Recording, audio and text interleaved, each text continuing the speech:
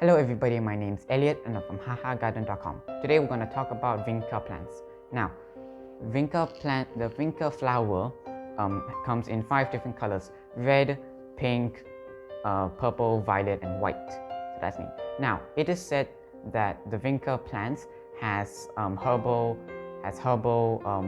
medicinal uses. So I'm going to just look it up because I am too lazy to actually try and remember it all. So, in Ayurveda, the extracts of its roots and shoots, though poisonous, are used against several diseases. In traditional Chinese medicine, extracts from it has been used against numerous diseases including diabetes, malaria, and many more. So that's neat. It's propagation time. Now, if you want to propagate from cuttings, it'll take about 15 days for it to root, and if you're lucky enough, it might also bloom in those 15 days. However, if you want to plant from seeds, it will take 2 months for it to bloom. Now, if you want to propagate from cuttings, what you need to do is have a you need the cutting to be at least 4 inches long, and you also need to cut the, you need to cut the bottom leaves, obviously. Hold on, I'm just trying to, I was going to cut here, should be fine, there you go. Make sure you're using sharp, clean blades or scissors, okay, as you can see here. Now, here you go. So what we're going to do is just cut here as well, right here, there you go. So now there's 2 ways to propagate. The first way is water propagation, and the second way is soil propagation. For water propagation, you just need some water, and then you can put it in, and make sure you change the water every 2 days when you put it in. Right, so I'm just going to put this here. Okay. I just put it there because it looks pretty there. So you just put it in, and then boom, right, and then you change the water every 2 days. Right, now if you don't have enough time to change the water, or you're just on vacation, something like that, then if you don't change the water, your plant could get fungal infections. So what you need to do, if you don't have enough time to change the water, you can just add a few cloves. Just put it into the water here. Okay.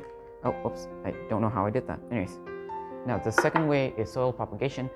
Basically, you want to plant it in 100% compost. Then you can put the stem in some rooting powder and then put it in 100% compost right here. Now you can see that if you do the soil propagation, you will see it's wilting. You don't need to worry about it. Just continue watering it either once or twice a day, depending on how wet the soil is. It may seem like it's dying, but don't worry, it will revive. It will revive once it grows some roots, and eventually it will look like this. Now, the other reason why I prefer propagating is because it will help the mother plant, because by trimming it, it will be more bushier. Right? So eventually, so like this one has a lot of flowers and is a lot more bushier. Now,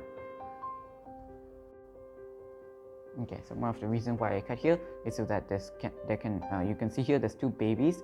So eventually these 2 will grow into 2 more branches, and those branches will most likely have new flowers. Just like over here in this white pot, we did the same thing basically, and these 2 are starting to grow more. As well as over here. Over here, you can see here, it's like this. There used to be another branch, and we cut it, and 2 more sprouted in its place. And you can see there's a lot more flowers as well. Right? So basically, you can kind of shape it on how you want to by cutting away. If you cut away the branch, it will just become more bushier. Now, if you don't cut it and you just leave it like that, then it will just become leggy. This plant can become leggy for 2 reasons. One, if you don't cut it, you can see it's just long, and second reason is if it does not have enough sunlight. It needs 6 to 8 hours of sunlight and it likes to be 6 to 8 hours of sunlight, and if it doesn't have enough, it will just start growing to where the sunlight is. You can see it's a bit bending this way because this is where the sunlight was. Now the reason why we have not cut this is because if you see here, these are little seed pods. Camera, are you focusing? Can't really tell, it just looks like another branch. Yeah, I think, okay, it's focusing now. So these two are seed pods. Basically, when these dry, they will look like this. Okay, when these dry, it will look like this, as you can see here, and these will obviously be the seeds.